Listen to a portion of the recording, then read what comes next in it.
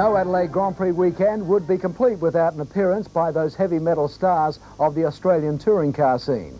The boys and their 5-litre toys were out on the track today, calling the action. One of the young stars of Aussie motorsport, Craig Lowndes, and the man with the V8 vocal cords, Big D, Darrell Eastlake.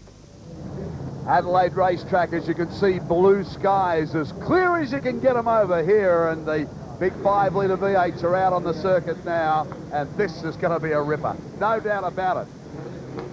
Over the years, we've seen some classic duels, 16 races in total.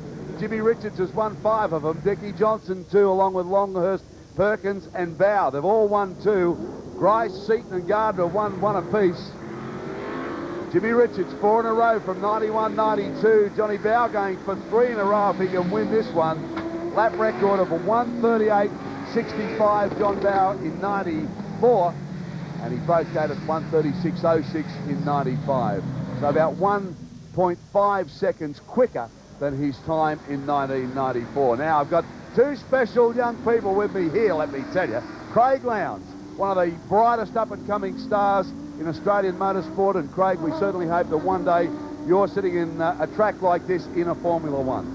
Yeah, well, last year we ran 3 cars and I managed to run around this circuit. This year I'm sitting with you, beside you, watching it, so no, it's fantastic. You had a love affair with concrete walls yesterday and the day before, smacked them twice.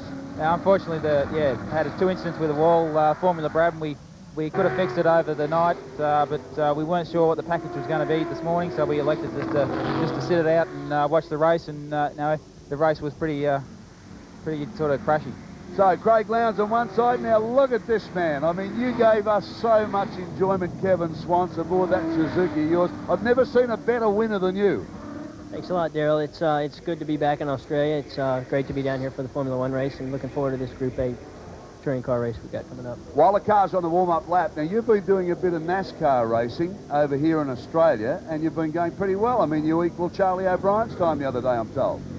Well, I haven't actually done any racing yet. We did some testing the other day, and this weekend down at Oran Park we're going to have a NASCAR race on Saturday night under the lights. So I'm looking forward to it. It's my first competition in a NASCAR. It should be a lot of fun.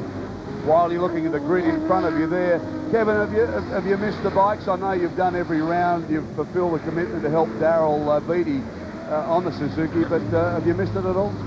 Well, of course. The competition, the desire to go out and want to compete is always there. And so watching races on Sunday is something that I'm still not very good at. So I'll have to try and find something to occupy that spare time and that desire to go out and race.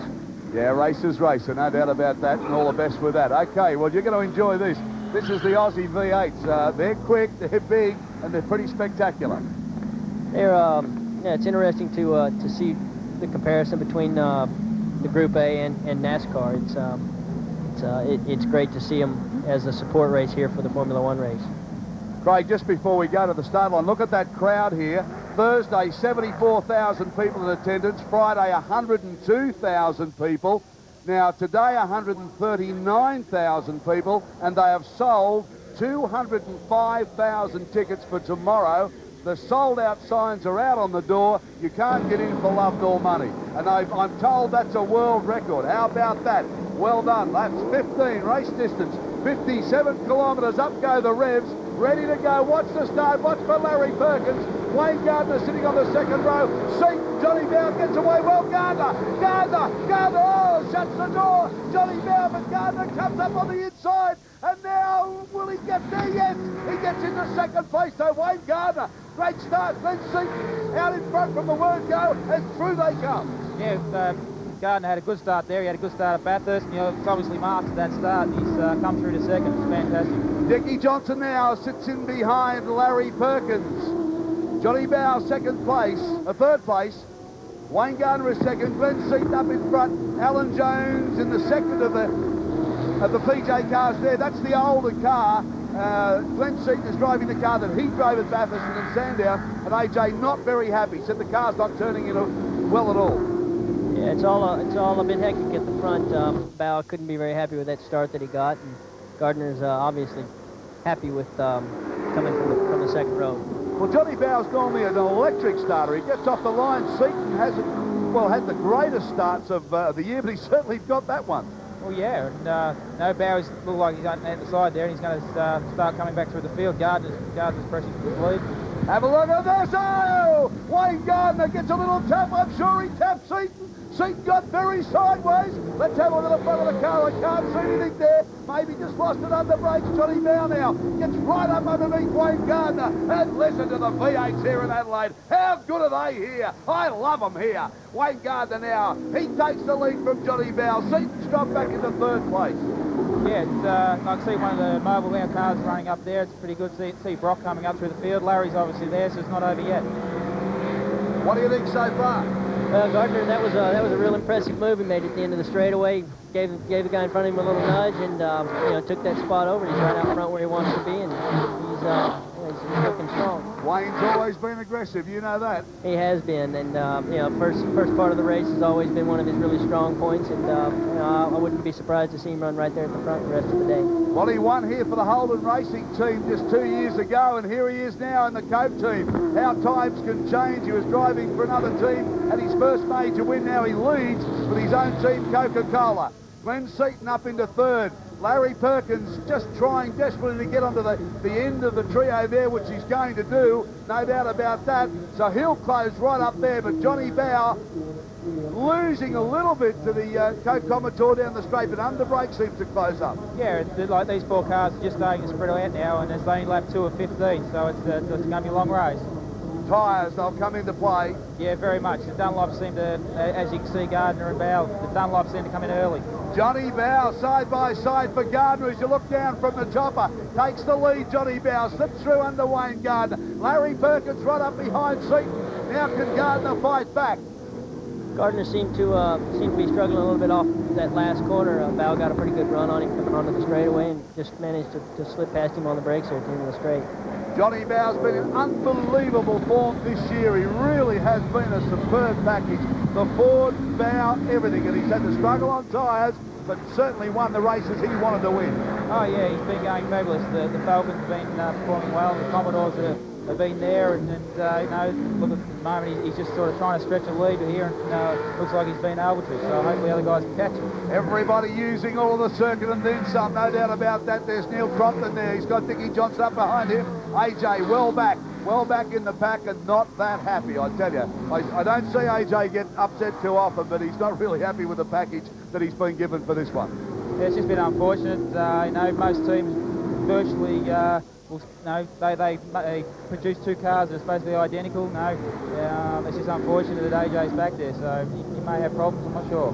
He's never had the chance, I think, to strut his stuff here in Adelaide properly. He's always wanted to win this in front of his old Grand Prix mates. Back in 12th position as Alan Jones. But Johnny Bow now, he gets a little bit of a breather as he comes down. Wayne Gardner's got Seaton right up in behind him. Seaton goes a little bit wide. So it's Ford and Holden, and then back for Holden. Seaton is the Ford sandwich here. Under brakes, watch him pop out. Here he comes now. And as you see, the flames explode out of the exhaust. He'll take him. So Seaton now goes up into second place. Gardner has lost twice in that same area. He has. He's probably a little bit unhappy with that.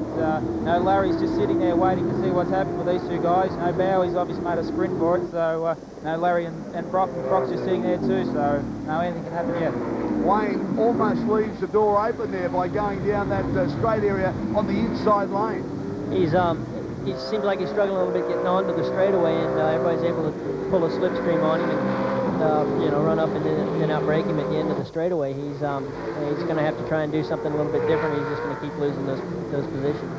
Plenty of laps to go, 12 laps remaining. Watch him drop the skirts and lift the legs up as they go over the ripple strips here. Larry Perkins, of course, one Bathurst, has been in pretty aggressive form around here. Who'll ever forget his drive in the rain last year when he chased Johnny Bow? That was unbelievable. New lap record for Johnny Bow, 1:37.87. So he's not hanging about. He did that on lap 3. He did. He's obviously putting in some hard laps here and trying to make a break and try and break some of these other sort of spirits of these other guys. But as I said, the Dunlop's come in early. Brock's sitting there nicely with the Bridgestones. Glenn's on Bridgestone, so they'll come in a little bit later on, and it's only lap 4 of 15, so it's a good lap, good race. You're right now with Peter Perfect. Watch these cars as they come into the fastest part of the straight now. He probably will want to close right up behind here to just pop out under brakes if he can get in touch. But I mean, even the privateers cars here have been very quick. They have. It's been a good field. There's 20 cars started, and I think half of them have been privateers, so it's been a really good race. Larry Perkins, that time Gardner didn't leave the door open. He shut it pretty firmly in Larry's face, but it seems just a matter of time before Larry gets past. Now Peter Brock closes right up on the tail of Larry Perkins. This is the run down in behind the pit area. Fast sweeper down here, then hard on the brakes for the hairpin, going back on the main straight. Look at this crowd, wherever you look, they're just jam-packed. Brocky now on the brakes, watch him boot it. Now you're right up the main straight, past the pit area. All the internationals are out. They love these things. They love the V8s screaming here in the streets of Adelaide. Still with Brock. Talk us through this. Well, we're going through the chicane here, and you're going up through the gears. The engine prep, well, they're limited at 7,500 RPM, so they're pretty well on the noise. They're hard on the brakes. The brakes on these cars, the cars themselves are very heavy. The brakes are fairly small. Down through the gears. They're probably only in about second gear through here, just finding their way through. Yeah, see, just getting on the brakes, trying to get on the power. They've got little tyres and a lot of horsepower, so they've got to be very gentle, especially on the tyres. They tend to burn up really quick, so you've got to be nice. It's only like 5 or 15, so it's still got a long way to go. So these guys here, look, Seaton's starting to charge on bow, so it's coming up. And you can see Larry Perkins trying the thing, really getting sideways as he threw it onto that little straight area there. There he is, Larry, goes up on the ripple strip. Now let's have a look at the two-hole and see what sort of horsepower, because right in behind them, Peter Brock, Gardner. Let's see where he goes. Now he heads up on the inside lane. Not going to leave the door open this time for Larry. Peter Brock closes right up. Tony Longhurst has joined in his Falcon too. Oh, Larry with a little nudge on Wayne Gardner. Won't worry. The Wollongong Whiz, I'll tell you. He won't care about that. Brock now closes up. Longhurst is there. Oh, now we've got a train going. Brock made the most of that move there between Gardner and Perkins, and let him get right up, close right up on those guys, and he's right there getting ready to take over that third position. Yeah, you really see a lot of brake lock up on these cars, and as this race wears on, the attitudes of the cars get quite dramatic. It's interesting to see. It looks like all the cars are sliding around quite a bit. I think tires are going to play a big part in this, and as we're only on the 5th or 6th lap of 15, it's going to be a long day. So Brock, what are you looking at when you see the car that you'd like to be driving out there? Well, it's obviously looking very nice actually. He's just sitting there. The Bridgestones will take a little laps to get on, and he'll make his move later in the day. I think he'll just sit there and see what these guys will do. The temperature's not quite as hot as it was at Bathurst, and obviously you can see the mist coming off from the cement, so the tyres are really going to make a big part of this. Tony Longhurst has got the Falcon starting to crack a little bit now. Isn't it a pretty car? It looks very nice. It's a little bit difficult to sort of, when we've first seen these cars, to make the decision between Larry and Longhurst. When the cars are approaching at speeds of 280 k's and that, it's a bit hard to tell the difference, but no, both cars look very nice. Yeah, they do, and congratulations to Castrol, because they support so many areas of racing here in Australia. They've been long-time supporters. All right, Wayne Gardner now. Larry Perkins can't do anything about Gardner at the moment. Brock has got Longhurst in his mirrors, so it's all starting to settle down. Johnny Bow, though, out in front, and they need to really chase him a bit harder. He'll build up a gap that could be really uncatchable. There it is there. That's Seaton in second place. Gardner's in third. Perkins is fourth. Brock is fifth. Longhurst is sixth. But Johnny Bow is starting to build a gap. There he is, halfway up the straight as they're coming into the hairpin. Yeah, well, as you can see, he's starting to make a lead. He's still got a race to go tomorrow, so he's probably stretching his legs here and trying to get a big gap so he can sort of cruise to the end and have a good package for tomorrow's race. Very complete race driver, this fellow, Kevin. He loves open wheelers. He's won in sports cars. He switched to touring cars because it's his, well, I guess, the biggest chance to do well here in Australia. He's won the championship. He's one of those real complete drivers. Give him a car, doesn't matter what it is, he'll drive its wheels off. He's using all the track through that first chicane. He was up over the curb, had the whole right side of the car up in the air. And he's, he looks like he's conserving things and trying to just make a gap and make the most of it today. He's got another race again tomorrow afternoon, and it's not going to be easy. Glenn Seaton using all of the track and then some, lifting the rear wheels too. They look spectacular when they do that round here. They do. The cars have got a lot of suspension travel, so they can tend to, they can afford to use a bit of the curb, because the cars, you get a little bit unsettled, but not so much where you get out of control. So, you know, obviously they're using the curb coming onto this Brabham straight. Johnny Bow, that's the lead he has over Glenn Seaton. Seaton's closed it up a little bit. There's Wayne Gardner, Larry Perkins still in behind him. Peter Brock sits there and Longhurst as well. So that gives you the position, one right back through 5th place. Doesn't look much, and that gap can be closed up pretty quickly, but they wouldn't want to let him get too much further ahead than that. No, that's for sure. No, he's obviously trying to stretch the lead, and Glenn's trying to catch him up. You know, we've got these two cars here just sort of comfortable at the time being, but you know, they just started the 8th lap, so it's still got halfway there now. Great shots here from the chopper. It gives you an idea of how the streets of Adelaide have been moulded into this racetrack. Look at the crowd and attendance. That's coming up the main straight through the chicane. Now they'll hook up here for a series of left and rights. It gets pretty tight through here. And you really get to appreciate the racing line and how narrow some of this area is. It is very narrow. As you drive along, it's just like a tunnel. You get these two concrete walls, and it's very difficult. Oh, just one just that big spin there, I think, just on the end of the frame there. I think it was Brock. It is. Peter Brock has lost it, so 05 out of contention. And look at him as he lays the power on. Peter Brock gets away again. And that's happened a few times this year, I guess. You're trying so hard and the competition's so close these days that you've only got to make the slightest mistake and you're off into the boonies. You do, and as I was saying before, the track is very narrow. He's lucky to get away with that without touching the wall.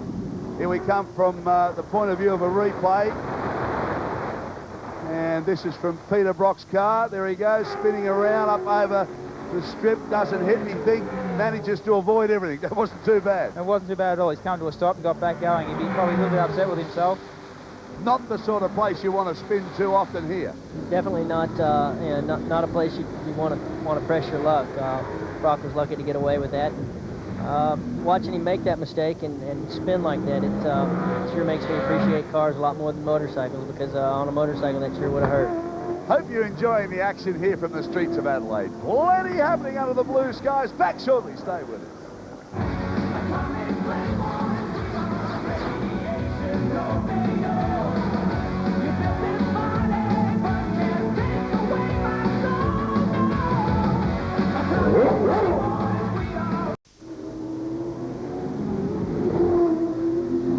So Larry Perkins still chasing Wayne Gardner. That gap probably hasn't changed too much. If anything, Tony Longhurst has just lost a little bit back to Larry Perkins. So it's settled down pretty well. Johnny Bow still out in front. Glenn Seaton still running in 2nd place. Yeah, they have settled down, and it'll be interesting to see if Larry makes a charge towards the end. You know, he's still got only lap 9 of 15. He's got 7 laps to go, so he's still got a little distance to go. You know, Gardner's just coming in onto the Brabham straight, so is Larry. So we'll just see if Larry will sit there or. How demanding are these cars to drive around a circuit like this, physically, I mean? Very physical. They're very stop-go corners here for the touring cars. Very working machinery, very hard, and you know, on the brakes very hard at the end of the straight there, and as Larry's just picked up a little bit down the brakes, and yeah, you're working very hard trying to get the car in like one shape and try and get him the same way, so they're working very hard. Kevin, Wayne Gardner, I mean, he had an exceptionally great Bathurst, a lot of exposure. His cars went very well. To set his own team up the way he has, to run 2 cars in a championship year, massive effort. And also to drive at the same time, he really always has had that wonderful determination to succeed, and this has been a tremendous effort for him. It's always been one of Wayne's strongest points, is he's so determined and such a fighter. He goes out there and he makes with what he's got. He does the best that he can, and to see him out there running 30s, he's got that Commodore right up there where it should be, and he's drifting the thing through the corners. He's driving it like a champ. Well, he copped a lot of flack when he first came into touring car racing because he was having a few touches and a couple of big spectacular losers, and they were giving him a pretty bad time. They called him Captain Chaos. He didn't really like that too much. In fact, Glenn Seaton now staying to close on Johnny Bow. We'll come back to that in a second. But like he always does, he rode through that, he drove through it and got on with it, and now he's going very well. He really is. I was surprised to see him doing as well as he is. I don't guess surprised, but it's good to see him out there, good to see him adapting to the four wheels. So there we go. That's 1, 2, 3, 4, and 5, and 6 on you. So Johnny Bow, certainly Seaton starting to make his move, closing up. Then into third place, it's Gardner. In behind him, Larry Perkins. But Johnny Bow's lead now starting to shrink a little. It is. Seaton's obviously closing the gap. The Bridgestones are probably just starting to come in now, and Bow is probably just running out of tyres. Gardner's running a little bit wide there, so no, he had the same problem. Yeah, they're starting to move around. I told you that the attitudes of the cars change here dramatically in the second half of these races, because this is a very hard circuit on rubber too.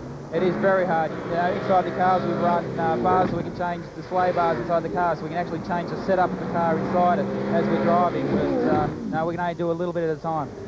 Wayne Gardner actually just clipped the wall then. I don't know if you noticed that, but there was a little slight clip of the wall, so he's still trying pretty hard. Maybe those tyres giving him some problems, but Larry Perkins can't get around him. Longhurst is back where he's been for most of the race in behind Larry Perkins. Just can't make the difference there. So it's still Johnny Bow in front, Glenn Seaton, Gardner, Perkins, and Longhurst. They're the top runners at the moment. Unusual for the field to be so strung out with Group A's around here. It's normally a real hustle and muscle affair. It is very much. No, Brock had a little spin in the middle there, and it's obviously spread Longhurst off from Larry. And no, Seaton's had a big charge on Bow, and they've sort of sprinted away as well. So they're having their own little battles. Kevin, when you talk NASCAR, this is the first time that you've driven these cars. Why Australia? Was it easy to get a drive here, or was the opportunity to present itself to drive first up in Australia? Well, it was definitely an easier opportunity because the season in the States right now is over with. So the Australian season in NASCAR is just now starting.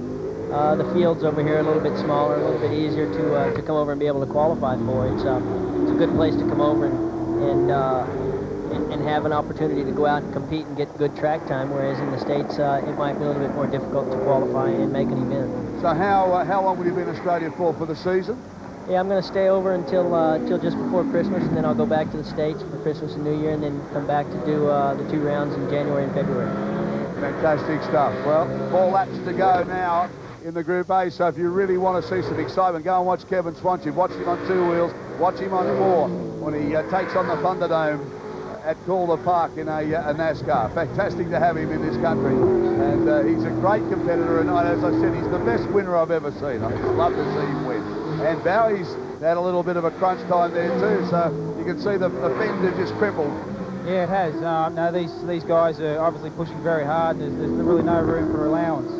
Dickie Johnson, I thought it was Bowie's car, but it wasn't. It's Dick Johnson. Now, let's have a look at the telemetry here. Yeah, the telemetry shows in second gear, just on 6,000. On the brakes, the red light is offered. He's on the power. Just very nice on the power there, otherwise you get wheel spin and you won't go anywhere. 7.5 on the brakes, still in third. 130 kilometres an hour. It's fairly quick with these things through these little tight sections. Back to third. He's just giving it on the revs, use a little bit of the road. Through 7.5, gear change. 7.5, just on that rev limit. He just heard it on the brakes. 150, 145 through that corner. Then up through the gears. 7.5, fifth, and into sixth. At 230, 240, 248 Ks, it's not hanging about. No, it's not. And they get to about 150 metre mark towards the corner, and they're on hard on the brakes and back through the gears, and as you can see, out of there in second, and up to third, and hard on the brakes again. So yeah, they're working very hard. Just a stab, isn't it? Like you get onto the brakes, on and off. Yeah, it's so quick watching that red light come on and off. That's a really neat statistic there to be able to watch and see what kind of RPM they're turning, what gear they're in, and actually what kind of speed they're carrying through the corners. It's something that I think motorcycle Grand Prix racing could really use. Yeah, I agree with that. So now we're back on the main straight, blasting past the pit area. Let's have a look, and it's not a real long straight, let me tell you. Look at the speeds already, 202 up there. Oh yes, there's 130 through the chicane, and he's using both chicanes, so it's very good. And up through the gears into fourth, fifth, on the brakes, third, second. Some drivers like to go back into the whole lot, and some people like to go back through the gears. Now this is a really important part of this circuit, though. You get this right, and it sets you up for the main straight. It does. It's these cars now they're starting to see a bit of attitude on them. They get a bit spongy. Yeah, obviously kept nice and clean and going to go a lot quicker. As Dick there, it's just nice and smooth and trying to get all the horsepower to the ground. Well, under a second now up front. There we are. Johnny Bower still leading Glenn Seaton, but he's close. It's under a second. I don't have to tell you that. You can see for yourself. Wayne Gardner still third. Larry Perkins behind him. But this is where the action is up front. Now, what about the tyre packages? You know it. Well, the Dunlop's probably just starting to go off a little bit this time. Glenn's probably sitting in a good situation here. You know, they both think they've got a race to go to tomorrow, so they don't really want to blister them or start laying rubber off them too early. But I think Glenn's in a nice position here. He's just, well... Oh, Johnny Bower, that's exactly what you're talking about. Yeah, and you can see the attitude of the cars. Glenn's just sitting there pressuring Bower. Bower's using more than what he'd like to at the moment, just trying to hold on to the first position. 2 laps to go. You can see Johnny Bower there really winding it on. That was quite a driving feat right there by John Bow to keep that car going in a straight line and keep it in front. He's obviously struggling a little bit with grip there in those Dunlops as Seaton's closing the gap a little bit with the Bridgestones. Here's the replay down as you look down, and there you see it. Like that tail just hung it out, but he brought it back so quickly. It did. It just looked like it hit just the white line, the ripple strip there on the entrance, and just sort of snuck out a little bit, probably caught him by a little bit by surprise. And as you can see, Glenn's sitting right there, really nice. Glenn's car looks a lot better than what Bowers does at this moment. There's been a bit said between these two camps through the year 2, Kevin, so there's a bit of needle in this.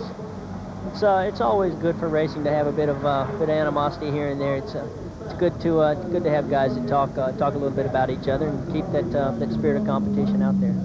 I remember Glenn seemed to be referred to as a speed bump at one stage. Yeah, he did run a sticker on the back of the car. It's obviously he's trying to get past Bower now. He's closing up on the brakes there. He's just looks really nice, the car. About a lap and a half to go. Johnny Bower leads here. Remember, this is up for 3 in a row if he can do this. Won the 2 heats last year, so he's got a pretty good track record here, and has won 2 previous to that. So his record here around the streets of Adelaide pretty good, but he's holding Seaton at bay at the moment as they come back into the area of the main straight. Now this should take him on to the last lap. So Seaton's going to do it. This is his chance now as he guns it up the start-finish line. Tucks right in behind Johnny Bower. They'll come up through the chicane. If you were going to plan a pass, where's it going to be? I'd say either at the end of the main straight, or if you can into this corner here. It's a nice corner you can duck in underneath, or even the corner coming onto the pit straight. It's a nice area. We've got a little bit of room to play with. 2 very talented and very clean drivers, but at Bathurst, Seaton was following Johnny Bower. Johnny Bower, they had a touch and he went out, and that was the end of his Bathurst. So to have these 2 drivers back in a situation, the next race up is quite extraordinary. It is. It's you can see Bow just getting off the corners a little bit better than Seaton, and for Seaton to be able to make that pass at the end of the straightaway, he's really going to need to make a good run coming out of that corner and down the front chute. Okay, so this is it now, the second part of this main straight area. Johnny Bower really giving it the business as he keeps Seaton at bay. The gap really hasn't started to diminish yet, but watch Seaton under brakes. The car's very strong in that area. Here he comes now, closing up, but I don't think he's going to be close enough. Takes a wider line. Johnny Bower, though, just shuts the door. That's all he's got to do. Stay on the racing line, and Glenn Seaton's got to find a way around him, and that's not easy here. Back up in behind the pit area. The 2 big Fords scream their way down there. Everyone up and cheering Johnny Bower. What a year he's had, what a championship year he's had, and now continued success here at Adelaide. I don't think Glenn Seaton's going to get hold of him. He's going to make a last big effort as they come up to the start-finish line, but it's going to be Johnny Bower. Seaton comes at him and only misses out by half a length. Wayne Gardner, look at Larry let it all hang out as he comes on for 4th place. Tony Longhurst will come into 5th, and Neil Crompton in behind him, then Dickie Johnson, and now they start to pour their way through. But a good win from Johnny Bower, a good effort from Glenn Seaton to keep him honest, and Wayne Gardner did a pretty good job to fill 3rd. As you can see there, last couple of laps, Bower is just sort of driving defensively. He knew the tyres were sort of just going a little bit funny, and Seaton could see that. So I think Bower knows that in his mind for the next race tomorrow. All right, Craig Lowndes joining us up there. He'll do the same tomorrow. Kevin Swans, all the best with your racing in Australia. Thanks for coming up, pal, and I'm really happy to see you happy, healthy, and well. Thanks a lot, Daryl. We'll see you guys all next weekend out at Oran Park for that NASCAR race under the lights Saturday night. Yeah, that's going to be a big one. Have you raced under lights before? I never asked you. I've never raced under lights. I've never raced a NASCAR before either, so it's should be a real learning experience for me, and I'm just looking forward to it. It's a new challenge and something that it's really going to be good. KS, if anyone can do it, you can do it. All right, let's recap the results for you. Johnny Bowen first place, Glenn Seaton second, Wayne Gardner third, Larry Perkins, Tony Longhurst and Neil Crompton. There they are, the 5-litre cars from the streets of Adelaide. Wow, plenty of action and more to come when we come back to Super Tours.